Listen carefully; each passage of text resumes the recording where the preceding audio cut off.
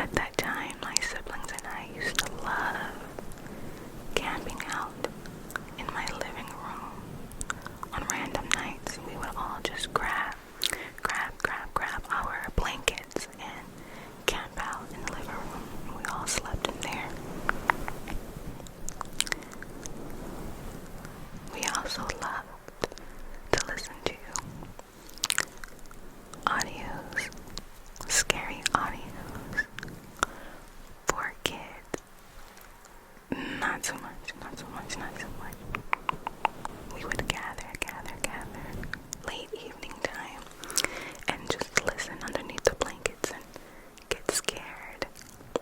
So there was this one audio that terrified me. Like, the stories were not for children. Well, it wasn't for not this kid. It was not for me. There was this one story about this creature that lived inside the chimney of a house. And honestly, we were all terrified of that story. So one night, while we were camping out in the living room, my brother, Umar, was being a nuisance, a pest, so obnoxious. He just wouldn't stop flipping around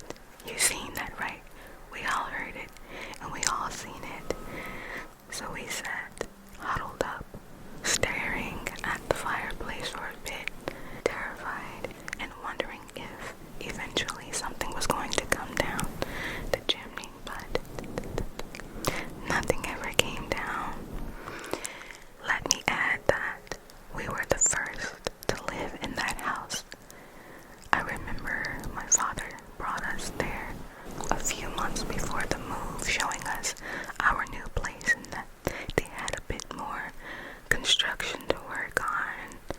So we were the first to live in that house. And the fireplace had never been lit for the, 2 years that we had been in there. My father, he never lit the fireplace because he was afraid that we would do something reckless and somehow set the house ablaze. So he never lit the fireplace. We had never heard any activity come from the fireplace until that moment. And to this day, I still kind of like can't believe that happened. After all my experiences, I've always wondered what would have actually come down the chimney had I not, I guess you can say, canceled the request and hid under the blankets for about 5 minutes. He was highly upset with me for a few days after that because he said it was my fault, and that feeling lingered with him for a bit. He was afraid to camp out in the living room after that.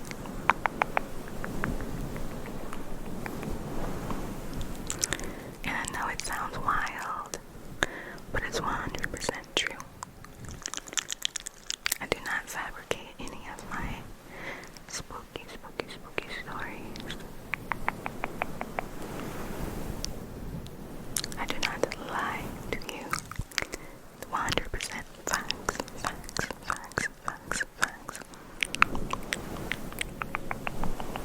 This next story happened when I was around 15 years old. I'm not going to go too much into detail because honestly, you never know who's out there watching, and if the creep finds this video, I don't know, I just don't want to give them the satisfaction. So basically what happened is that my sister, she was like 14 at the time, invited me outside one day to meet a friend of hers who I got bad vibes from the jump. So she was going to go to the movie theater with him, and I didn't trust it, and even though I suggested that she did not go, she insisted on going, and I, the big sister, did not feel comfortable letting her ride alone in the car, so I went with her. And the whole entire time, he was just giving off major creeper vibes, like staring at us through the review mirror,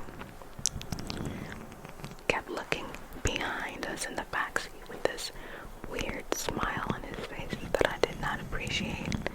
And honestly, the whole time I was riding back there, I was thinking of an escape plan, that if anything went left, how I'm gonna go right, So let me just add that I knew he was lying about his age. I knew that he was too old to be hanging out with my sister. I could just tell. So we go to the mall. We hung out at the mall for a few hours, and he was just a bit too giddy for me. I was just keeping an eye on him the whole time. I didn't trust him at all. Not one bit. Let's fast forward to later that evening when we went to watch a movie, and he kept asking to squeeze our knees together. Like, he wanted to put one hand on my knee, and his other hand on my sister's knee. And well, that'll do it. It was time to go. So I just remember declining, and me and my sister just looking at each other like, let's go. And we noticed that his whole demeanor just shifted after that. He was still stealing glances at us, but he was quiet.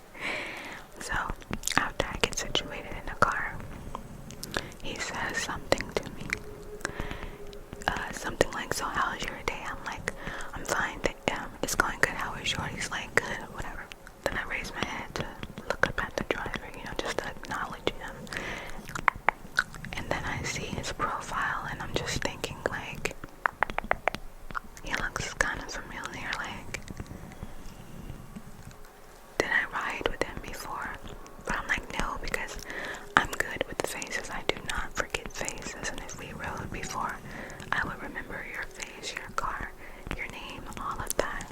So I pull up the ride on my phone and I see his face. I see the name, and I also see that he's driving the same exact car from 7 years ago when my sister and I rode with him. Y'all don't understand the feeling that came over me. The slight panic, the disgust. As soon as I realized who it was, I kind of just lowered my head and pretended to be busy on my phone because I did not want him to recognize me. So I kept my head down. I pretended to listen to music to avoid conversation. And I did notice though that when I would look up, he was stealing glances at me in the review mirror. And I just kept my head down. I thinking like, it can't be, like, no way. So at the end of my ride, I just grabbed my bag and hopped out and was like, thank you, and walked inside the building. Honestly, I was kind of upset that he knew where I worked in case he did recognize me or just had ungodly thoughts. So I went into work like just bothered and disgusted. Like, it's such a small world. Like, what are the odds of that happening, right? So I prayed to God that he did not recognize me and that he just went on about his day. I was afraid that he'd somehow get my number and call me or something, be waiting outside or in the area again for the next time I request a lift or something. So tell me why a couple of days later I'm standing at my register, and you know when the front door opens you greet the customers, right? So this time the doors opened and I looked up and I seen his face and I just dropped to the floor before he noticed me. And my coworker, she was just looking at me like, what are you doing? What's wrong? What's wrong? I'm just like, shh. And so I hear the doors close. I give it about a few seconds because I know